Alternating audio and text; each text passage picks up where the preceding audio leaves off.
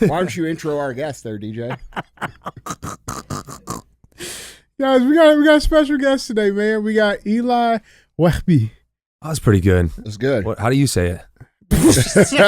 I say Wehbe. Yeah. Yeah. That's how most people say it. Wehbe. Yeah, he'll attract some Lebanese people after that. Yeah. You know? I'll probably offend them all. It's okay though. Nothing new. Don't cut me. don't blow up my car. Hey man, it is what it is. Italians and Lebanese blow up cars, bro. True. I'm allowed to say it. So you're Lebanese? Yeah. I know that. Full. All right. Yeah. Sweet. Don't forget, all right, we ask very simply that you help us share the show. All right, we don't run ads on the show. So don't be a hoe. Share the show. Yeah. Don't be a hoe. Mm-hmm. Yeah. This is my first time here. Just don't be a hoe. Yeah, that's right. That's it. Yeah. It's kind of like the slogan of the show. Yeah. Like if you see someone out and they're wearing some He real kind AF. of looks like a hoe. Yeah. I don't know who the guy looks like a pussy. Yeah. Oh, Yeah. Yeah. Look at that guy. You should battle him in a run. Yeah, no, that's all right. I don't think I could beat anybody in a run. Yeah. So California's home. Yeah. Right? And Pacific. where exactly? I'm in Studio City. In Studio City. LA. That's LA. Yeah. Right. Okay. Yeah. All right. Sick, man. Is this your first time in St. Louis? This is.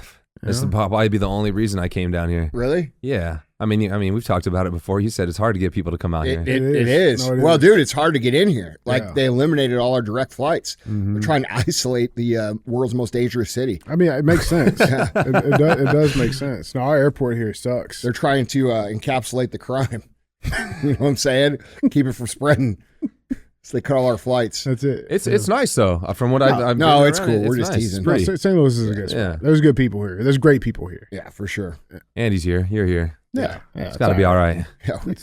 They don't claim us. They won't claim you guys. No. No. So, bro, tell us about like what you're doing, because Eli, what we just connect on the internet?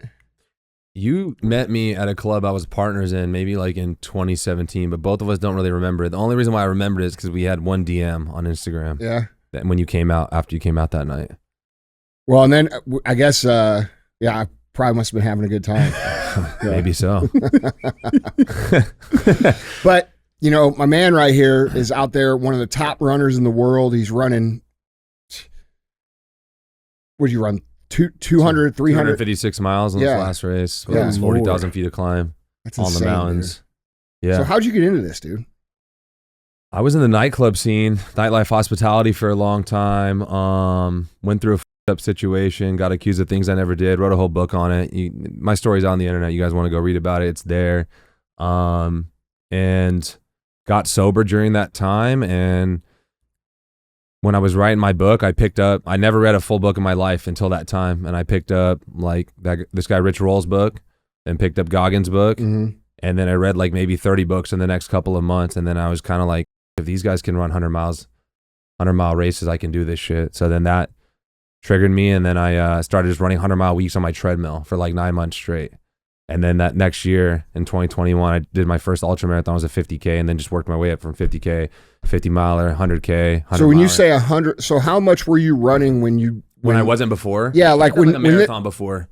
A marathon? Yeah, that was the most I'd done. Yeah. I couldn't even fathom doing more than that. I'd met some guys like in the marathons, and they were like, "Oh, I run these ultras," and I'm like, "What the fuck is that?" Yeah. I had no idea what it even was. Even when I was even into the running game, I had no idea what these ultras. It wasn't anywhere near popular at that time. Yeah. Still, people have no idea what the fuck it is. Yeah, I remember kind of when that was starting to come around. You know, we had, you know, you'd have one or two people be like, "Dude, this guy ran 100 miles or whatever," and now it's like a thing. Like there's quite a few people running 100 miles. We have 3 or 4 guys here in the building that do it. Yeah. It all sucks. Everything sucks. Like I can't fathom it, bro. 10 miles today and your humidity today sucked ass. Oh, you ran around? Yeah, I went around. You run every day, don't I you? went to some I run every single day. I run like maybe 70 to 100 miles a week. Jesus. I try to like lay off the 100-mile weeks because it's not helping me during the races. I just like the grind, but it just kind of, my body's always taxed. So when you say you like the grind, what do you mean? I just like to go suffer every day. Like just go do tough shit and like just feel like shit. I don't know. I understand. Yeah. I just I'm trying to figure out how up you are. Yeah, I'm pretty up. Yeah. Yeah, I like to just every time I get out there, I'm just like, why the fuck am I doing this? Like every time. And Yeah. I'm just like not recovered from the day before. And I just feel like shit, but I'm just like, it's become part of the routine. It's become like, it's like when you put out your little morning statement. It's like my morning statement. I get out there and people are looking for that run, you know? Yeah. And there's like, I'm starting to try to take one day off from running a week. Doesn't mean I take off like working out, but I'm trying to give it's making me run better in the races. Like when I'm kind of pulling back on the mile. So I'm trying to get myself out of this mental mode of like wanting to just keep running every single day to just kind of like let my body recover a little bit. But yeah, just like beating the shit out of my body. Well, I'm curious. I would like to know, it's like where, like, I mean, we talk about now, right? You got all these medals, you're running these races, but like, can we get a little bit more into like where were you before you became this guy? Who were you? I was in, you know what I'm saying? Like, yeah, I was drinking and doing drugs a lot of the time. I was running a nightclub. Wasn't happy. Looked happy. Yeah. But there was just nothing fulfilling from that lifestyle, and there was just no real purpose or no real end goal. It was just like, oh, what's the next car going to be? The next house, the next girl, or like the next nightclub we're going to open. It's just this. That shit gets old quick, for old, sure. Old, man. And it's just constant chase of impressing people that don't give a fuck about you, and nothing great came from it. I made a lot of good connections. I will say that. I'm very well connected, and I networked a lot, but I'd say I met more shittier people than great people in that light. And like I always say, like if you can't be used, you're useless, and that's how that entire industry works. Once you have nothing to give people, you won't hear it. Yeah, they don't care. They don't give a fuck. Right.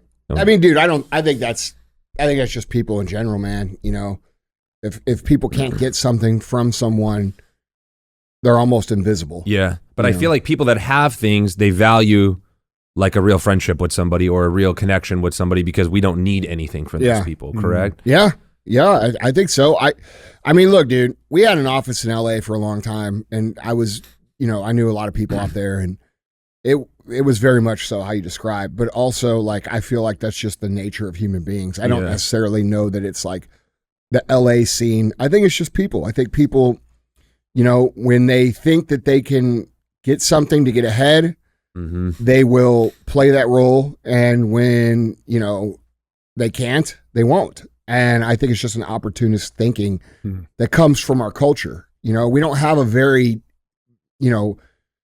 I guess deep culture anymore. When you look at like you were saying, you have all these things and you're not happy, right? When you look at culture from really a 360-degree view, it's kind of how most people live. It's just on levels of it. There's guys that they want to have another boat or another plane. Then there's people that want to buy another car. And then there's, the guy who wants to get the better lawnmower than his neighbor. Yeah, right. And it's all the same psychology. It's just different levels of it. And unfortunately, because of I think a big reason because of the internet, especially, it's just accelerated that line of thinking. There's there's a lack of substance. There's a lack of depth, but I also think there's good things to it. I think it also weeds out people who are like that much more easily. I think you can identify that way easier than you used to be able to. Because you can only do it to so many people before, oh shit, you did it to you too? Okay, you know who that is now. Yeah. Yeah. I don't know, dude. I just think I think the internet, when we look at it, it's brought a lot of good, but I think it's a net negative for humans. Correct. Well, most people aren't winning, they're losing, and then they're seeing all this shit on the internet every single day of people winning. Allegedly. Yeah. Right. Yeah, correct. Well, yeah, whether it's legit or not. Right. And they're just comparing themselves to it every day, and it's draining them. Yeah. I think we're all victim of that. I think like we look at what other people are doing at some points, like, oh, I should be doing more. I should be doing better. I don't like drown myself in it, but I'm like, oh, I'll see something. I'm like, all right, fuck it, I need to go run another race, or I need to do this. It actually motivates me. Yeah, me too. But that's because we're actually doing shit. Yeah. So it's like, if you're moping around, sitting around, you're going to look at it and get insecure or get jealous or make a fake account and talk shit to people. Dude, I just think you have to know who the fuck you are, bro. Yeah. Like, I mean, certain people, I was talking about this last night to a bunch of my buddies who are all entrepreneurs. We're inundated with information, and the reason I say entrepreneurs is because it's a competitive thing, just like running or anything. certain people are wired to compete, man. Certain people are wired to get better. They're wired to push. And we're inundated, unfortunately, right now with victim culture nonsense throughout the entire internet. You know, we have all these stories, all these slides, all these boohoo, look at me, you know, nonsense. You know, you have to live this way, and if you don't, you're this. And if you actually pursue this for yourself, you're not humble, or you're out of line with God, or you know, we just have a lot of, which is funny because it seems like the most judgment we get are people that think they're aligned with God. Correct. Which is ridiculous. But the point is that when you're wired to achieve and you're wired to push and you're wired to do more, the world is the resistance, dude. And everywhere you look, every person you talk to, for the most part, is going to be some sort of resistance to that because it's so rare.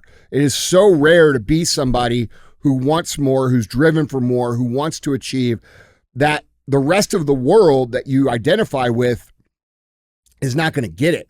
So it makes you feel lonely, and they will say things to you like, well, don't compare. Well, I compare all the time. You know what I'm saying? Like, it doesn't make me unhappy. What makes me unhappy is when I try to pretend like I'm like everybody else. Correct. When I try to pretend I'm not wired for the fire, dude. Like, that's what makes me unhappy.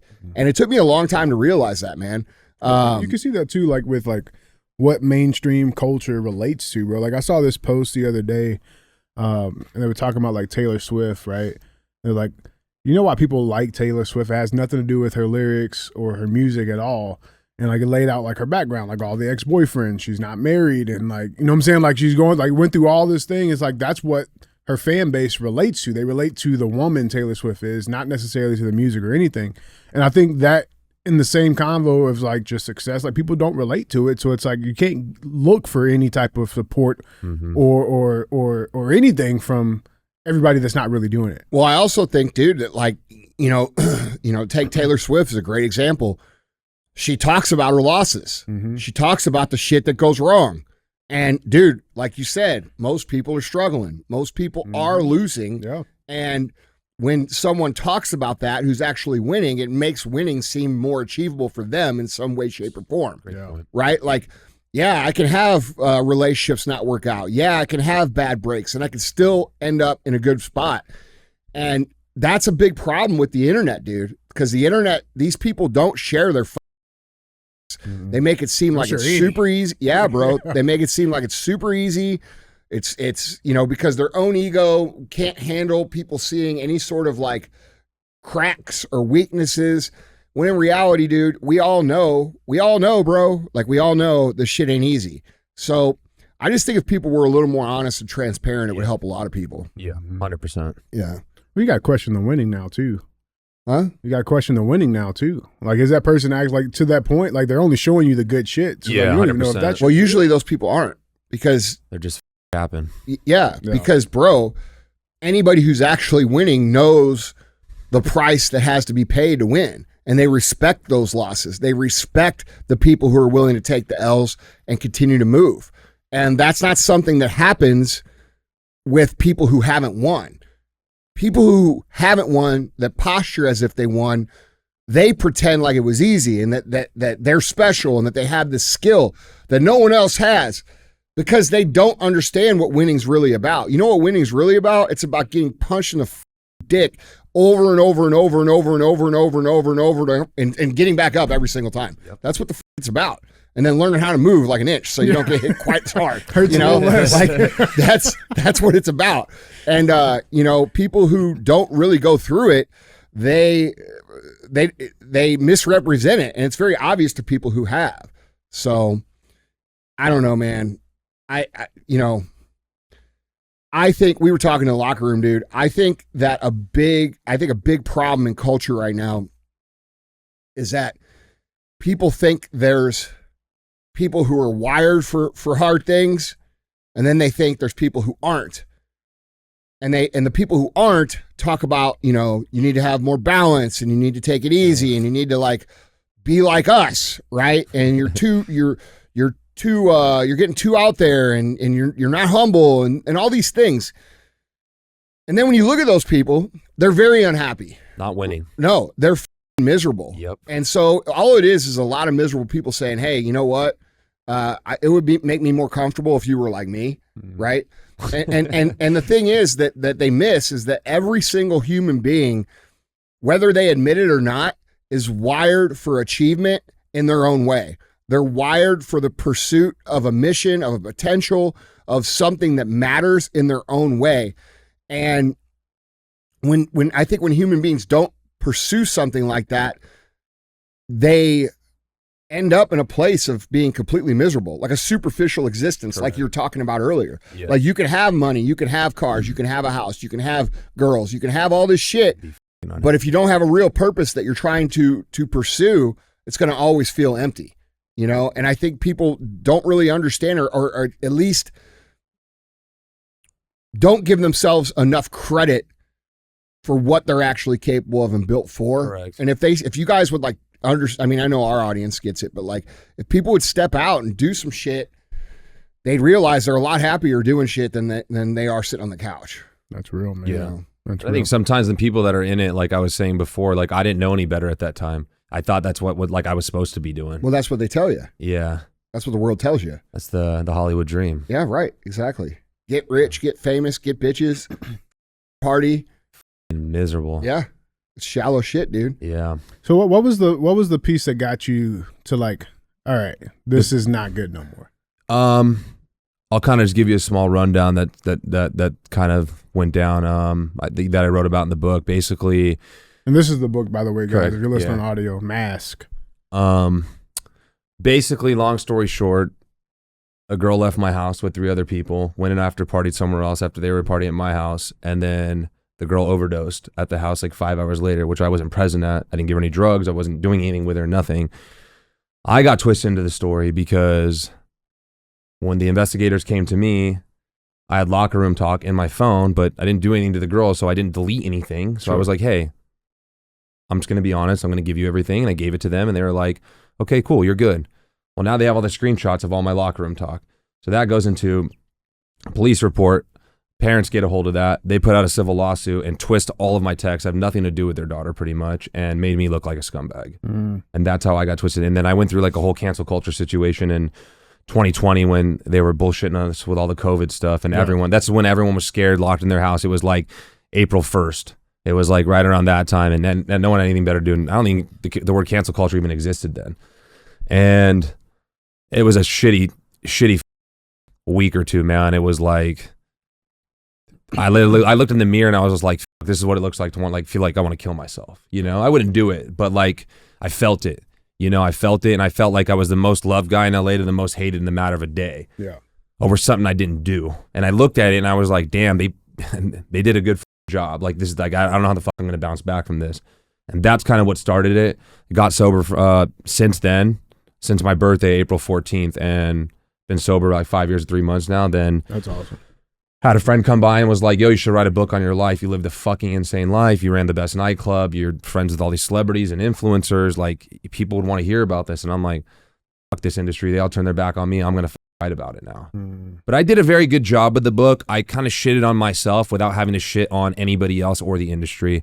It's a self-discovery book. Like, I did a very good job with like not being like a name dropper and kind of making it more about self-discovery and kind of how I flipped my life around and putting the truth of the matter of that situation in the book. And I mean, I'd say majority of the public's back on my side. The second I came back on Instagram 8 months later and had no idea, bro, I was going to make a career out of running. None. Had no idea what I was going to do for money again.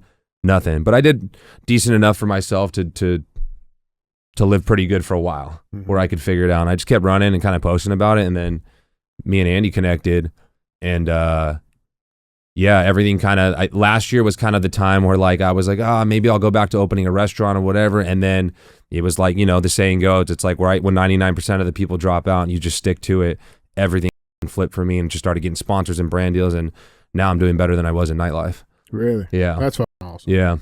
That's so awesome. I'm just helping people every day. You know what it's like. It's just how do you, so dude, like when you talk about being at like the low, right? Like where, you're looking in the mirror and you realize like you're like, fuck, I don't even really want to be here. This is terrible. Cried in the mirror, man. It takes a lot for me to cry. I just looked in the mirror, beat down. Well, I mean, a lot of people are there in their own way, right? Like a lot of people, maybe they don't get, the entire weight of the media and the world put on them, but they go through other things. Yeah.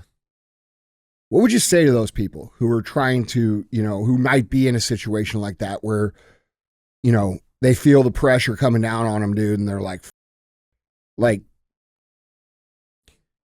yeah. I'm trying to think back on that time. It was really tough. I think for me, I guess this wouldn't resonate with a ton of people, but for me was like basically changing my phone number and never looking at the media, never looking at social media. I didn't look at anything for almost 8 months, and that shit changed my life.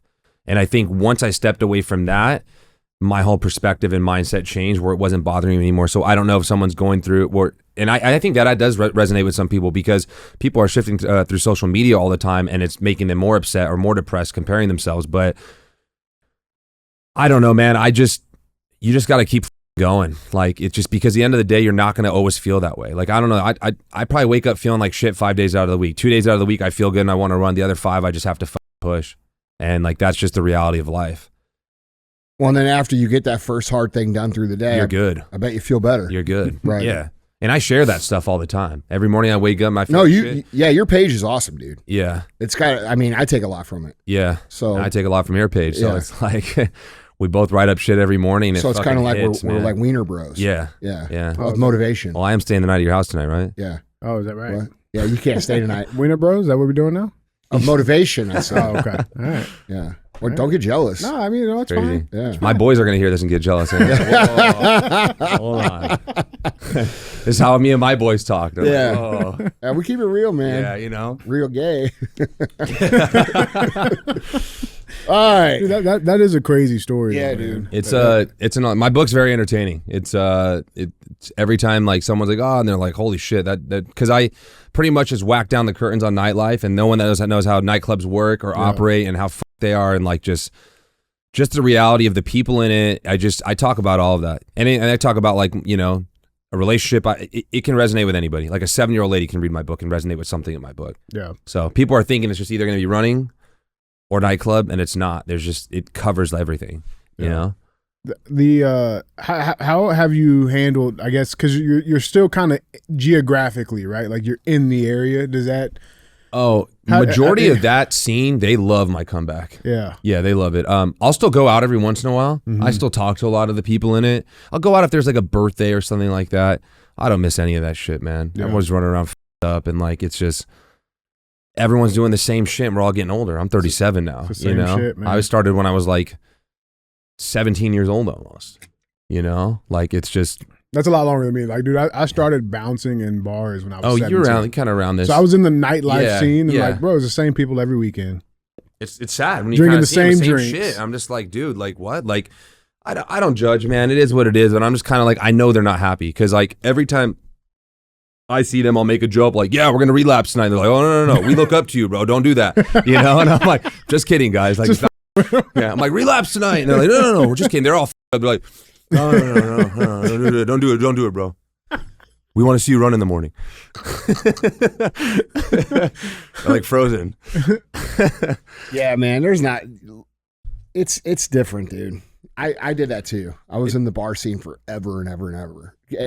To get our company going, Chris and I both worked in the bars for the first 7 years, and it was cool. I made a lot of friends, but like after a few years, you're like, what the. But it's also different now. Like even you're 7 years older than me. Like your scene of nightlife was lit. Yeah. And like I caught the like intel of it. Like I probably got like a good 5-6 years. But then after that, it was just social media things started coming in. The influence started coming in. Everybody wanted everything for free. But back then, if like Reggie Bush pulls up to the club, he's spending 10 grand on a table. Yeah. Now it's like when like the Odell Beckham started coming in, that was it. It was like the influencer social media shit. Well, I'm not coming here then. I'll go here because they're just going to give me a free table. Mm-hmm. So no one's paying anymore. So you got to get like Muhammad Ali Jahib from Saudi to come spend the money now. No and shit. People in LA don't like to spend money. They'll go to Miami and LA and spend like $100K on a table and they come here. I don't want to get more than 2 bottles.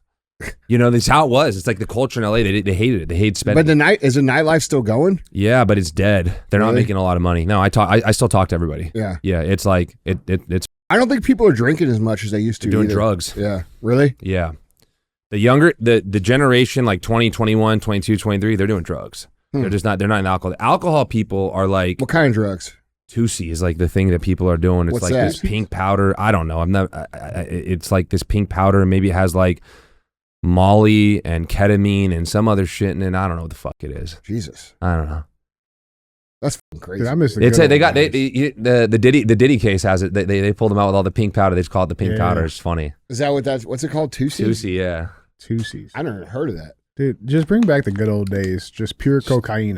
You know what I'm saying? Like, just the pure shit, man. Yeah. Like, now they got all this crazy shit, man. There's like, you just can't even so have much fun no crazy more, shit. man. Yeah, and like and then also it's not them just doing drugs too. There is health is such a big thing now. Like I think if I was 21 now, I'd probably be into like being here and wanting to work out. Like I don't know. Yeah. It wasn't. Dude, a I cool see thing when that was with the 21. younger people, dude. Younger people are not, they're way more into like Fitness, living Well, straight. they can make money off it now too with social media and stuff like Yeah. that. Being fit and big, like when when I knew like Jay Cutler and Phil Heath and all these guys, like, yo, who are these big guys pulling up to the club? And I'm like, those are my boys. Are like, all right, whatever you say, man. And then like I'm like, I think these guys are cool, you know. But like LA, they want like these twigged out, coked out looking dudes coming in, you know. It's like that's just what it was. Yeah, I don't see that anymore, bro. I see a lot of I see a lot of the young kids, bro, doing like pretty healthy shit. Yeah, You know, living right, living straight, you know, training, eating right, yeah, being good people. It actually gives me a lot of hope for the next generation. it's dope, to man. be honest. Yeah. It's not Gen Z. It's the,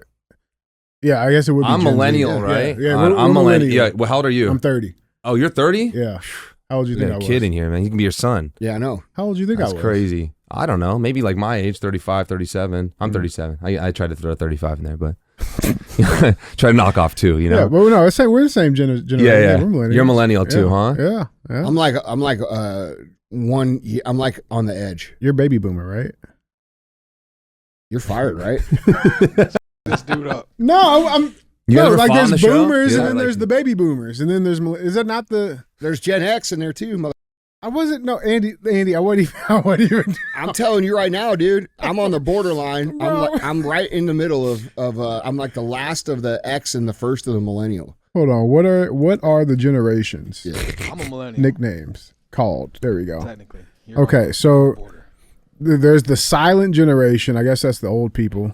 1925 to 1945. Yeah, they're silent because they're dead. Okay, and then then it's baby boom. Your generation X. Then the millennials. What years does it say for X? For X, 1918 to 19. It's 1965 to 1980. That's generation. Yeah, I'm 1 year. Yeah. Yeah. You just missed the millennial cut. Yeah. Yeah, you're right there. Yeah, big bro. But you're not there. So you're Generation X. Is it Generation X? What's it called? Yeah, Generation X, and then millennials, then Generation Z, then now apparently there's Generation Alpha, which I don't know who voted on that name, and then Generation Beta. That makes more sense. Those are ones cutting off their dicks. Yeah. Right. Yeah. Oh, yeah, that's crazy, man. Pay the fee and don't be the hoe. Or don't be a hoe and or the hoe. Both. Share the damn show, guys. Share the show. Or we'll let you do it. Say it. Don't be a hoe. You'd say it. Don't be a hoe. Give it from Yeah. get it from the loins. Ladies and gentlemen, don't be a fucking hoe. Pay the damn fee. Share the fucking show. You guys know the rules. Pay your dues. That's pretty good. You guys like that? Yeah. You guys should use that like But the opening say this, statement. but just say it like this. Say, don't be a hoe. Don't be a hoe. Share the show.